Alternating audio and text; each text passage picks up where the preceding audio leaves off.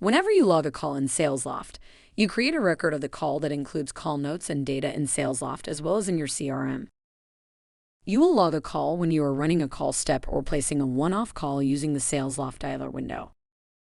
From the Dialer window, you can type in any log information, notes, or additional details you want to remember that applies to your call in the Call Notes box.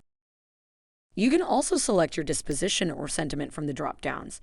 These allow you to log and keep track of the quality of your calls. Once finished making your note, select the log. If you are running a call step in a Cadence, you will see the Log and Complete button.